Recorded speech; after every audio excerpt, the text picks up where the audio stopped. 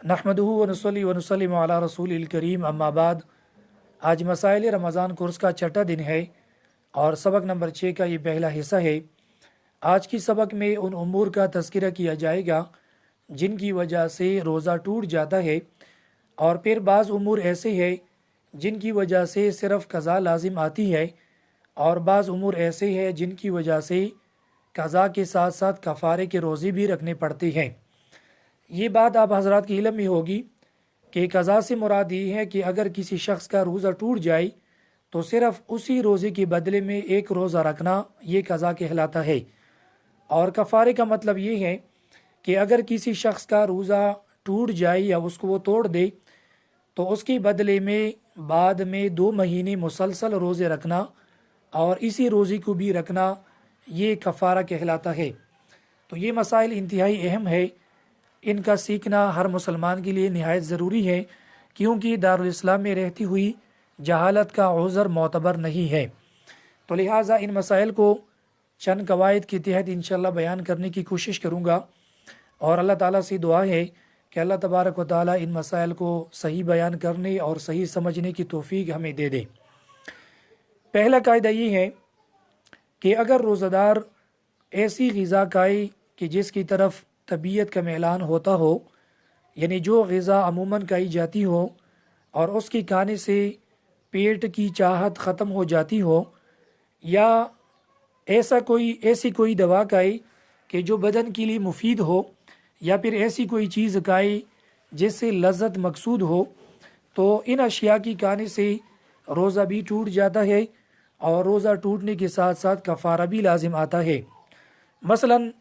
ہر قسم کے کھانے جو ہیں، ہر قسم کی مشروبات، ہر قسم کی پھل اور میوہ جات، اگر کوئی روزہ دار ان میں سے کوئی چیز کھائے تو ان کی کھانے کی وجہ سے روزہ بھی ٹوٹ جائے گا، اور روزہ ٹوٹنے کے ساتھ ساتھ قضا کے ساتھ ساتھ کفارہ بھی لازم ہوگا۔ لیکن اگر وہ چیز ایسی ہو کہ اس کی طرف سلیم متبع انسان کا میلان نہ ہوتا ہو، اور اس کی کھانے سے پیٹ کی جو چاہت ہے وہ ختم نہ ہوتی ہو، تو ایسی صورت میں صرف قضا لازم ہوگا اور کفارہ لازم نہ ہوگا۔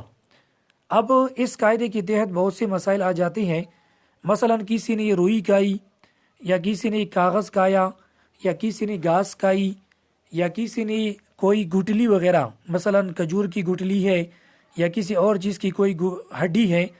اس کو اس نے کھایا، یا لوہے کا کوئی ٹکڑا اس نے نگل لیا، یا کوئی سکہ تھا وہ اس نے نگل لیا، یا کوئی کنکری تھی اور اس کو اس نے نگل لیا، تو ان تمام چیزوں کی نگلنے سے اور کھانے سے روزہ ٹوٹ جائے گا، لیکن صرف قضا لازم آئے گی اور کفارہ نہیں ہوگا، کیونکہ یہ وہ چیزیں ہیں کہ جن کی طرف طبیعت کا میلان نہیں ہوتا، اور ان کے کھانے سے پیٹ کی جو چاہت ہے وہ ختم نہیں ہوتی۔ اسی طرح کسی نے مٹی کھائی، تو مٹی کے بارے میں تفصیل یہ ہے کہ اگر وہ شخص عادتی نہ ہو، یعنی عادتاً وہ مٹی نہ کھاتا ہو، تو پھر ایسی صورت میں بھی اس کا روزہ ٹوٹ جائے گا، لیکن قضا ہوگی اور کفارہ نہیں ہوگا، کیونکہ مٹی عام طور پر نہیں کھائی جاتی، یعنی اس کی طرف طبیعت کا میلان نہیں ہوتا۔ البتہ اگر وہ شخص اس کا عادتی تھا، تو پھر چونکہ اس کی طبیعت کا میلان اس طرف ہوتا ہے اور اس کی جو پیٹ کی اشتہا ہے اور چاہت ہے وہ ختم ہوتی ہے، اس لیے ایسے شخص کے لیے پھر قضا کے ساتھ ساتھ اس کے اوپر کفارہ بھی لازم ہوگا۔ اسی طرح یہ مسئلہ بھی معلوم ہوا کہ اگر کسی کے دانت میں گوشت کا کوئی ریشہ ہے یا چالیا کا کوئی ٹکڑا ہے،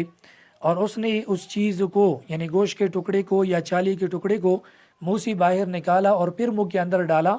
اور اس کو نگل لیا، تو اس صورت میں بھی روزہ ٹوٹ جائے گا، لیکن صرف قضا ہے، کفارہ نہیں ہے، کیونکہ یہ چیزیں عمومی طور پر لوگ نہیں کھاتے۔ اور اسی طرح یا اس نے گوشت کا ٹکڑا یا چالیا کا کوئی ٹکڑا جو دانتوں کے درمیان تھا، اس کو خلال کی ذریعے یا زبان کی ذریعے، یعنی منہ کے اندر ہی اندر اس کو نگل لیا، اور وہ ٹکڑا جو ہے چنے کی دانے کے برابر تھا، چنے کے برابر تھا یا چنے سے بڑا تھا، تو اس صورت میں بھی اس کا روزہ ٹوٹ جائے گا اور صرف قضا ہے، کفارہ نہیں ہے۔ اس سے یہ مسئلہ بھی معلوم ہوا کہ اگر کسی کی دانتوں سے یا مسوڑوں سے خون آیا اور اس نے اس خون کو، یعنی وہ خون جو ہے حلق سے نیچے چلا گیا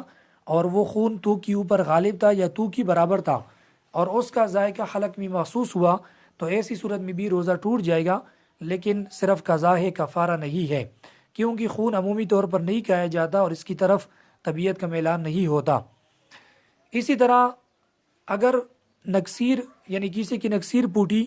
اور نکسیر پوٹنے کے بعد اس کا جو خون ہے وہ حلق سے نیچے چلا گیا تو اس صورت میں بھی روزہ ٹوٹ گیا، صرف قضا ہے، کفارہ نہیں ہے۔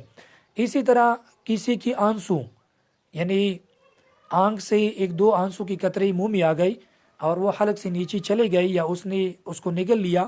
یا پسینے کے ایک دو قطرے تھے اور وہ منہ میں آ گئی اور وہ حلق سے نیچے چلے گئی، تو اگر ایک دو قطرے ہو تو اس سے روزے میں فرق نہیں آتا، جیسا کہ میں نے پہلے درس میں بیان کیا تھا۔ لیکن اگر وہ دو تین قطروں سے زیادہ ہو اور اس کی نمکینی پوری منہ میں محسوس ہوئی تو اس صورت میں روزہ ٹوٹ جائے گا، صرف قضا ہے، کفارہ نہیں ہے، کیونکہ یہ وہ چیزیں ہیں کہ جن کی طرف طبیعت کا میلان نہیں ہوتا اور اس کے کھانے سے پیٹ کی جو چاہت ہے وہ ختم نہیں ہوتی، اور ہم نے قاعدے میں یہی بیان کیا ہے۔ اسی طرح یہ مسئلہ بھی معلوم ہوا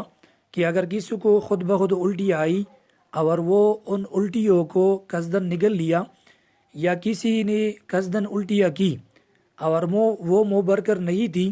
اور اس کو وہ قصدن نگل لیا تو اس صورت میں بھی اس کا روزہ ٹوٹ جائے گا، لیکن صرف قضا لازم ہوگی، کفارہ نہیں ہوگا۔